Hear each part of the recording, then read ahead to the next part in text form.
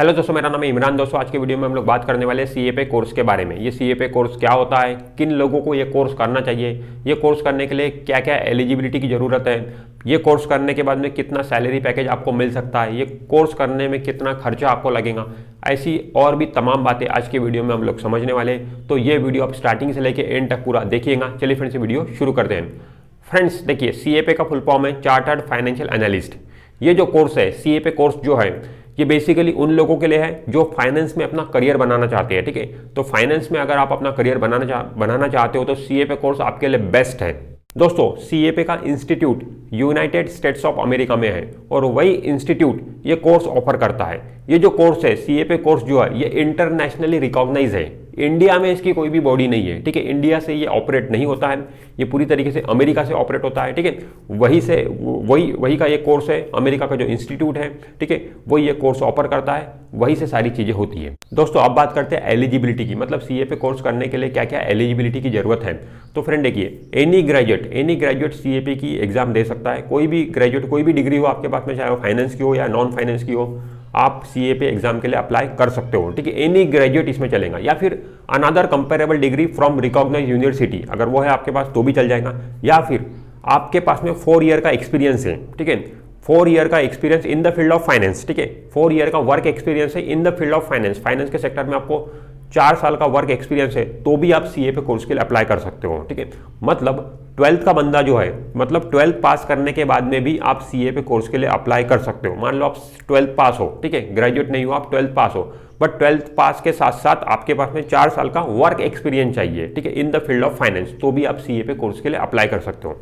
इसके अलावा आप मान लो ग्रेजुएशन कर रहे हो, आप फाइनल ईयर में हो, तो फाइनल ईयर में रहते रहते भी आप सीएपीए एग्जाम के लिए अप्लाई कर सकते हो। लेवल 1 की जो एग्जाम होगी सीएपीए की, उस लेवल 1 की एग्जाम के लिए आप फाइनल ईयर में रहते रहते ही अप्लाई कर सकते हैं। तो सीएपीए जो कोर्स है उसमें 3 लेवल की एग्जाम होती है, लेवल 1, लेवल 2, लेवल 3। तो लेवल 1 के लिए आप फाइनल ईयर में ही अप्लाई कर सकते हैं, बाद में वो लेवल 1 पास करने के बाद लेवल 2 आप एग्जाम दे सकते हो। दोस्तों सीएपीए कोर्स में जो चीज़ कवर होती है वो एनालिसिस वाली चीज़ें कवर रहेंगी, एस्टिमेटिंग कंपनीज फ्यूचर परफॉर्मेंस, ठीक है, वो चीज़ रहेंगी, पोर्टफोलियो मैनेजमेंट। तो इस टाइप के जो टॉपिक्स है वो सीएपीए कोर्स में आपको देखने को मिलेंगे।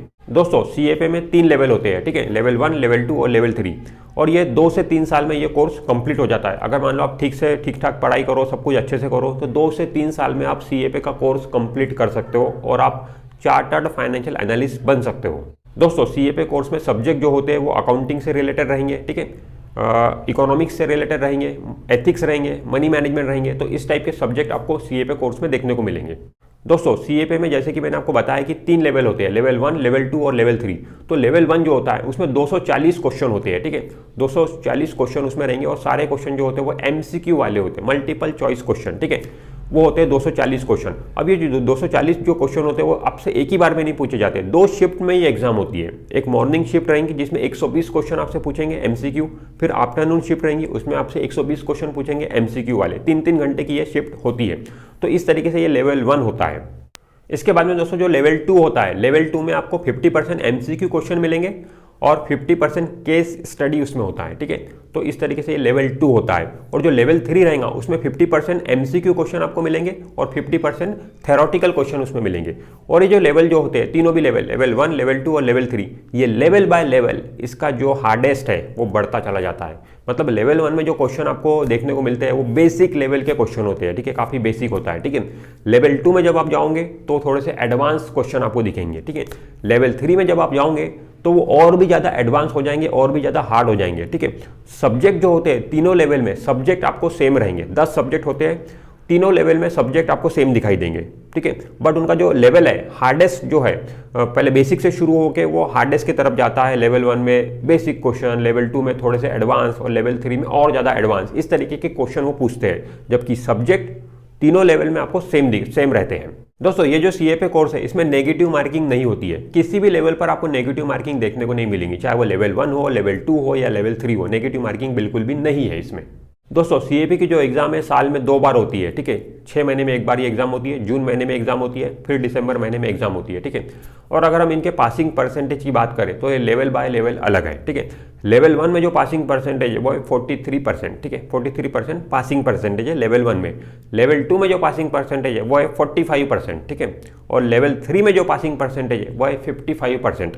मतलब जैसे जैसे लेवल का बढ़ रहा है, ठीक है, लेवल 1 में पासिंग परसेंटेज कम है, लेवल 3 में ज़्यादा है, तो आप देखिए एक तो हार्डेस्ट लेवल भी बढ़ रहा है, ठीक है, लेवल 3 वैसे ही अपने आप में ज़्यादा हार्ड है, एडवांस है बहुत ज़्यादा, और पासिंग परसेंटेज भी उसका बढ़ गया है। तो कहीं ना कहीं ये हार्डेस्ट जो लेवल है, जैसे जैसे आप एग्जाम पास करते जाओगे, CAP की लेवल 1 पास किए, लेवल 2 पास किए, और भी ज़्यादा टफ होता जाता है। तो दोस्तों अगर मैं टोटल फीस की बात करूं, मतलब CA पे आपको करना है, ठीक है, तो इसमें टोटल फीस आपको कितनी लग सकती है, तो आप ये मान के चलिए कि 2.5 लाख रुपए के अराउंड, अप्रॉक्सीमेटली मैं आपको बता रहा हूँ 2.5 लाख रुपए के अराउंड ये एग्जाम की फीस आपको लग सकती है CA पे कोर्स करने के लिए, ठीक है। इसके बाद में दोस्तों जो रजिस्ट्रेशन होता है CA पे कोर्स का, वो 3 तरीके से होता है। एक होता है अर्ली रजिस्ट्रेशन, दूसरा होता है स्टैंडर्ड रजिस्ट्रेशन, और तीसरा होता है लेट रजिस्ट्रेशन, ठीक है।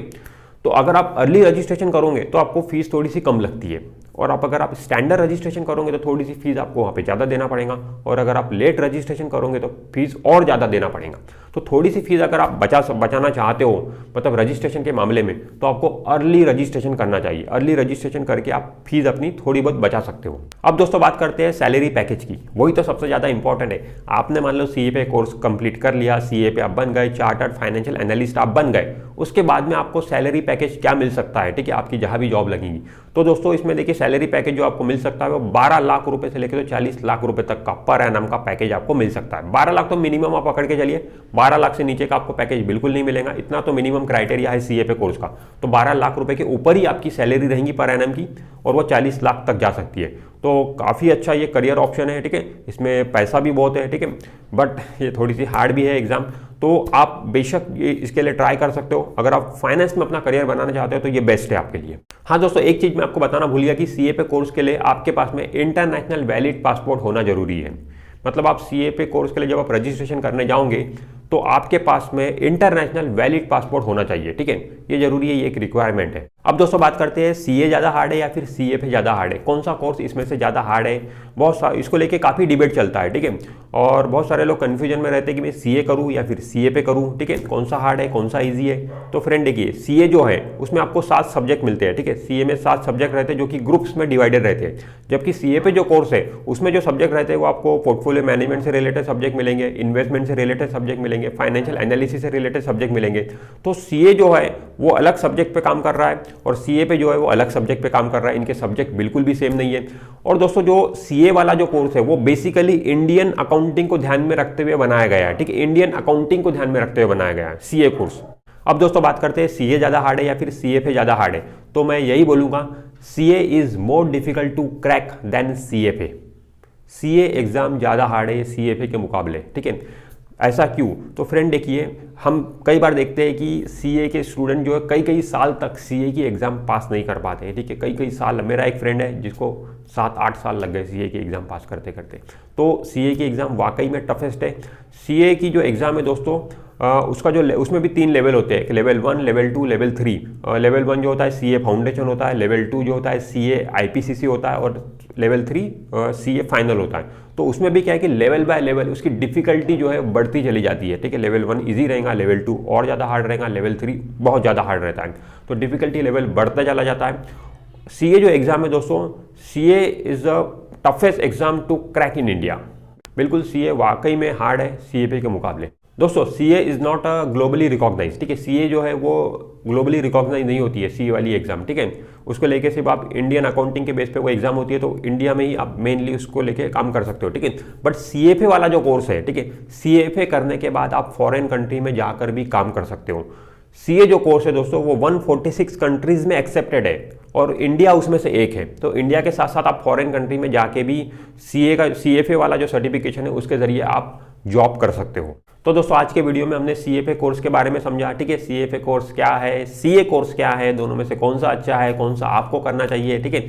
ये पूरी तरीके से आप पे डिपेंड करता है कि आपका इंटरेस्ट किस में है, अकाउंटिंग में ज़्यादा इंटरेस्ट है या फिर फाइनेंस वाले जो stock market, investment, portfolio management, fund management, ये सारी चीज़ों में ज़्यादा आपका इंटरेस्ट है। तो उस इंटरेस्ट के हिसाब से आप अपना कोर्स कर सकते हो। और आप कहाँ पर जॉब करना पसंद करते हो, इंडिया में, इंडिया के बाहर, तो वो सारी चीज़ें डिपेंड करती है आपको आगे जाके अपने लाइफ में क्या करना है, उस सारी चीज़ें डिपेंड करती है। उस हिसाब से आप अपना कोर्स करिए। बहुत सारे लोग होते हैं जो दोनों करते हैं, ठीक है, CA भी करते हैं, CFA भी करते हैं। अगर आप ऐसा करते हो तो आपके और ज़्यादा चांसेस हो जाते हैं कि आपको एक हाई पैकेज मिले, बड़ा पैकेज मिले, अच्छी जॉब आपको मिले, ठीक है। तो उतनी मेहनत भी आपको करना पड़ेगा, ठीक है। अगर आप वैसा करना चाहते हो तो पहले आप सीए करिए, सीए कंप्लीट करिए, सीए करने के बाद में सीए पे करिए, ठीक है, अगर आप दोनों करने की इच्छा रखते हो तो फ्रेंड्स आज के वीडियो में इतना ही। अगर ये वीडियो आपको अच्छा लगा है तो वीडियो को लाइक जरूर कर दीजिए, और आपने अभी तक हमारे चैनल को सब्सक्राइब नहीं किया तो चैनल को सब्सक्राइब करके बेल आइकन जरूर प्रेस कर दीजिए। मैं मिलता हूं आपसे नेक्स्ट वीडियो में, तब तक के लिए बाय बाय।